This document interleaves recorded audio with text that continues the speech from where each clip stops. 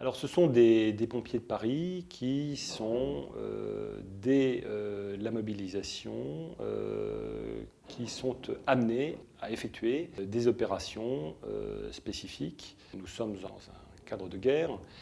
Entre autres, des pompiers de Paris qui vont effectuer, au tout début du conflit, on est au mois de septembre 1914, des missions de reconnaissance sur la demande du gouverneur militaire de Paris, des missions de reconnaissance dans la région de Chantilly, de Senlis, mais aussi de Compiègne. Je dis de la reconnaissance pour situer la présence d'unités allemandes. Ce sont des pompiers de Paris qui, par ailleurs, sont amenés, ils sont 800 amenés à effectuer de l'assainissement des champs de bataille, entre autres dans la région de l'Ourcq, c'est-à-dire de l'assainissement, relever des cadavres et les inhumer sur ou près des champs de bataille. Ce sont des pompiers de Paris qui vont être amenés au tout début du mois de septembre à effectuer du transport de troupes, de soldats de l'infanterie dans les zones de combat, et aussi avec des arroseuses municipales à ravitailler en eau des soldats dans le secteur de Meaux. Donc une action qui sort de la zone de compétence, donc celle du Paris intramuros, des pompiers de Paris qui vont par ailleurs intervenir dans les villes du front, ces villes qui sont la cible des bombardements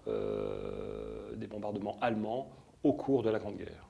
Les pompiers de Paris vont ainsi intervenir dans une dizaine de villes du front, durant, pour certaines, plusieurs mois, voire plusieurs années. Je prends le cas de la ville de Reims, qui est la ville martyre, fortement bombardée, où les pompiers de Paris se rendent, d'ailleurs comme dans d'autres villes où ils sont détachés, pour appuyer, voire suppléer ces corps de pompiers communaux qui ont été totalement désorganisés par la mobilisation. Donc des interventions de détachement constituées d'une trentaine, voire d'une cinquantaine d'hommes, comme dans la ville de Reims, avec bien entendu des engins qui sont des véhicules qui viennent directement du corps.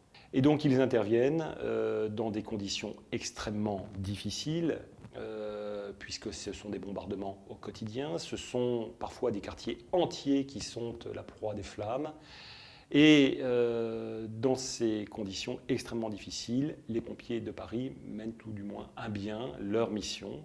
Donc ces villes du front, c'est Reims, c'est Épernay, c'est Châlons en Champagne, c'est Bar-le-Duc, Dunkerque, Abbeville, Amiens, Compiègne. Voilà quelques-unes de ces villes où ils interviennent, où ils sont, j'allais dire, aussi les protecteurs des biens artistiques, d'un patrimoine.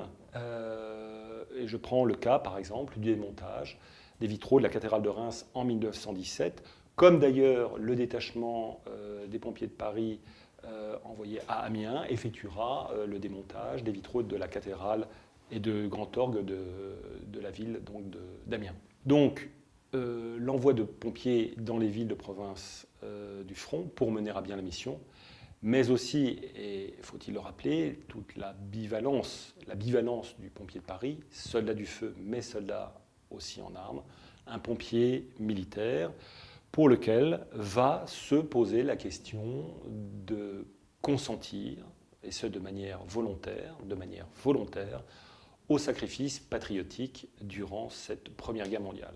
Alors, dès les premières semaines du conflit, on est donc en août 1914, eh bien, le colonel Cordier, qui commande le régiment, va proposer au ministre de la Guerre de constituer un bataillon de marche armé pour rejoindre le front au regard d'une unité en sureffectif. J'entends le fait par là que les salles de spectacle étant fermées, il n'y a plus de garde dans ces salles. C'est néanmoins 300 hommes chaque jour dans ces salles qui sont détachées. Ce sont aussi des permissions suspendues, donc ce qui amène le commandement à faire cette proposition qui sera rejeté par le ministre et aussi le gouverneur militaire de Paris de garder l'ensemble des effectifs sur la capitale. Néanmoins, sera accordé le fait que des pompiers, par contingents successifs, puissent rejoindre le front. Donc ils quittent la mission qui est la leur, rejoignent ces unités. Pour la plupart de ces pompiers, ce sont des unités de l'infanterie qu'ils rejoignent, mais aussi l'artillerie, l'arme nouvelle qu'est l'aéronautique pour certains. Donc au total de ces 4 années de guerre, on compte un peu plus de 1200 pompiers donc, qui vont rejoindre le front, combattre au front, et plus de 280 d'entre eux perdent de la vie au cours des combats. Ce sont aussi des sapeurs-pompiers de Paris morts au feu, et il y en a certains qui perdent la vie dans les détachements, qui ont été tués sur intervention par les obus. On compte à Reims 4 pompiers de Paris morts au feu, dont 3 tués par des éclats d'obus. Il en est de même à Verdun, où 2 pompiers sur 3 morts au feu perdent la vie, tués par des éclats d'obus. On est dans des villes du front. C'est aussi au début de la guerre des étrangers, plus de 3000 dans la capitale, qui souhaitent aussi rejoindre le front et qui vont être rassemblés à la caserne Reuilly pour être encadrés, être instruits. Et c'est ainsi qu'on doit au régiment la formation, la constitution du 2e régiment étranger, qui sera accompagné par des cadres, mais aussi des gradés, un peu plus de 80 d'entre eux, pour rejoindre le front. Alors, il y a ces pompiers en armes, mais il y a aussi des pompiers qui utilisent cette arme nouvelle qui est le lance-flamme. Rappelons que les Allemands ont été les créateurs du lance-flamme en déposant un brevet dès 1905, lance-flamme qu'ils utiliseront au cours des premiers mois du conflit. Et les Français, le grand quartier général, va demander à ce qu'un appareil du même type soit créé côté français afin d'apporter une réponse, tout du moins. On se tourne donc vers les pompiers de Paris et plus spécifiquement vers un officier ingénieur, le capitaine Schilt, qui a la connaissance du terrain pour être intervenu dès les premiers mois de la guerre sur les champs de bataille, qui va rattacher une commission du génie, réfléchir à la mise au point d'un appareil, au départ fixe, et puis il y aura toute une déclinaison ensuite d'appareils lance-flammes portables, placés à dos d'homme. Et Schilt met au point cet appareil dans le courant des premiers mois de l'année 1915. On va constituer les premières unités qui sont des compagnies spéciales Schilt, compagnies spéciales dont les éléments des compagnies seront formés extrêmement vite. De ces compagnies spéciales, de ces compagnies Schilt, la première compagnie à rejoindre le champ de bataille, la zone des combats, est la compagnie 22-6. Elle quitte Ménilmontant au mois de mai pour se rendre à Vauquois et participer à une offensive qui malheureusement finit de manière tragique. Ces appareils fixes seront placés dans les tranchées, les porte-lances arrosent le terrain avant de lancer l'offensive de liquide incendiaire qui est allumé au moyen de grenades. Malheureusement, ce 6 juin 1915, cela se finit donc de manière tragique, puisqu'il y a eu un retournement de flammes créant une panique dans les tranchées, une panique chez les porte-lances. Et donc, les tranchées vont se voir arrosées de liquide enflammé et l'on comptera plusieurs dizaines de morts, parmi lesquels 5 pompiers de Paris. Alors, ça pose une suspicion quant à poursuivre l'utilisation de cet appareil sur les théâtres d'opération, sur le champ de bataille.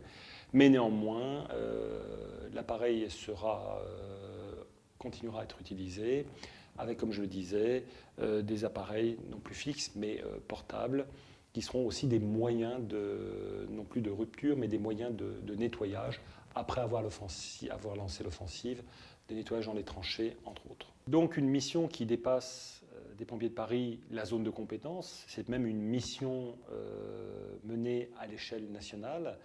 Le colonel commandant le régiment va visiter, avec d'autres cadres, des poudreries nationales, des usines pyrotechniques, des ports de commerce, des arsenaux, des terrains d'aviation, visités pour organiser les services d'incendie de ces sites sensibles et par la suite envoyer des instructeurs pour former les personnels de ces sites. C'est aussi un régiment de pompiers de Paris qui voit l'implantation dans la proche banlieue de grands postes pour toutes les questions touchant à des bâtiments de la défense nationale, d'assurer la prévention et la protection contre l'incendie.